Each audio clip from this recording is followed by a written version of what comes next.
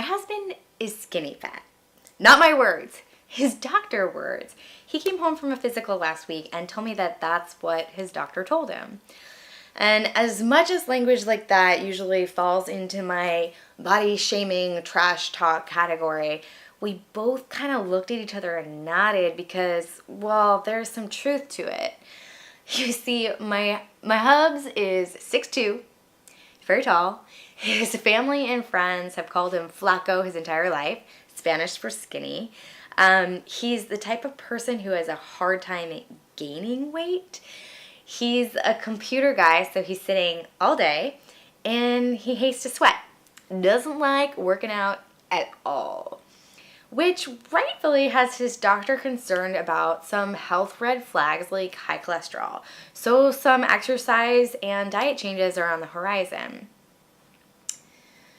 He's a great example of why I like to take the emphasis off the scale. It is only one type of measurement and it fails to inform us about so much. When I was at my skinniest, like I was telling you about previously, I had the most health problems I've ever had. My eczema was inflamed all the time. I was moody. I had anxiety attacks. And I had amenorrhea, which means I stopped getting my period for 7 years. Here's the thing though, people would tell me I looked great. Now, I'm not saying that it's bad to be skinny, not at all. I'm saying that it's important to stop idealizing certain pant sizes, waist measurements, and body fat percentages and start focusing on the gazillion things movement can do for our body if and when it's done in a balanced, reasonable way. The Center for Disease Control and Prevention states that along with managing weight, regular physical activity is one of the most important things you can do for your health. It can help things like reducing your risk of cardiovascular disease, reduce your risk of type 2 diabetes and metabolic syndrome. It can reduce your risk of some types of cancers. It definitely strengthens your bones and muscles. It helps to improve your mental health and your mood. It improves your ability to do daily activities and prevent falls, especially if you're older. It can just generally increase your chances of living longer. And I personally like to add in there, it improves your sex life. It improves your confidence all across the board. It improves your focus and your productivity, and it can help spark your creativity. And it can actually be fun and joyful and community building and something that you do to connect with yourself. So that's not such a shabby laundry list, right? Which brings me back to my husband for a sec. Because like I mentioned before, he really, really, really doesn't like to sweat or lift heavy things. So even if he has his why, even if he is aware of how his thoughts lead to his actions, how can he get motivated to actually get moving? So this is where my idea of a joy workout comes in. #joy workout. And that is movement that doesn't necessarily feel like we're working out, but you're definitely moving your body in order to do it. It usually does challenge you physically, or maybe fully relaxes you, or can overlap with something where you learn a new skill, build a sense of community, whether that's like internal connection and community or with a group of people. And it can be something that's really therapeutic for your mind and soul.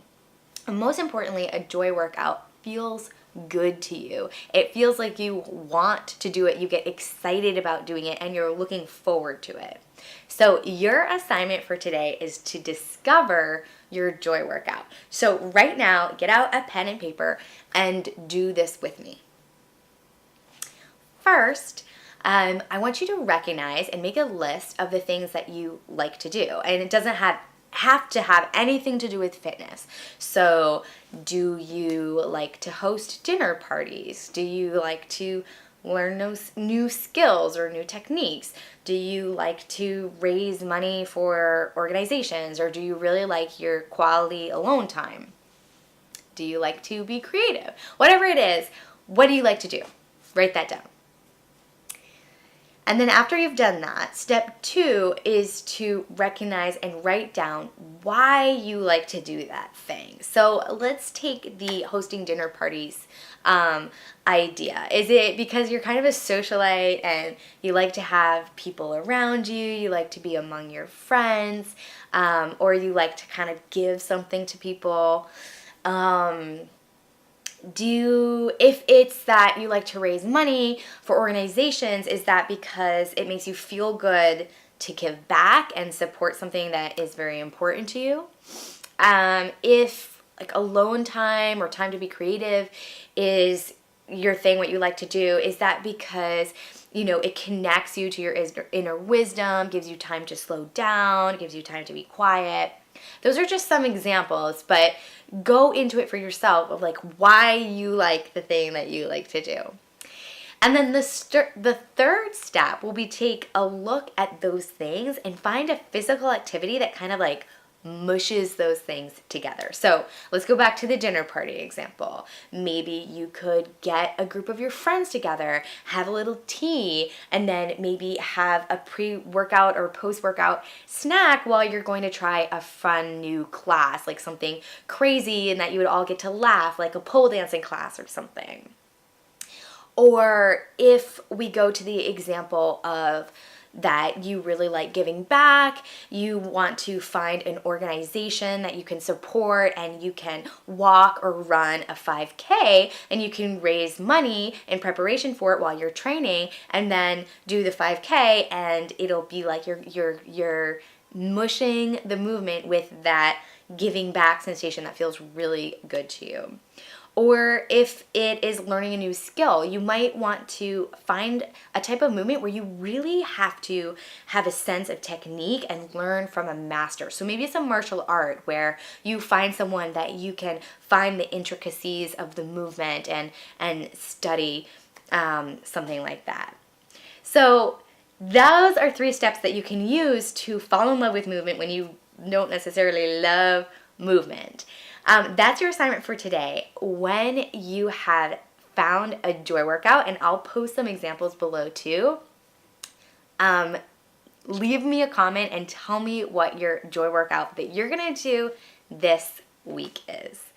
I always include joy workouts in my online programs, work them into the schedule, because I really think that it's the way that it becomes, even if you are then training at the gym, using weights, doing high intensity interval training or plyometrics, it almost makes all that stuff more worthwhile because it's training you and conditioning you for the joy workout that you really want to be doing. So if you like this idea and you want to get moving and condition yourself so that you can run that 5K or get a group of your friends together to do a joy workout, then join us in the 21-day program that is starting on Monday. You will get a login to a membership site where all the materials live. You'll get over 13 videos that then you can keep on using even after the 21 days are over. You'll get accountability and support from me and extra body-mind exercises that go along with that. So I'll put the ways that you can join in below this video. So take a look there. Tell me what your joy workout is, and I'll see you in the next video.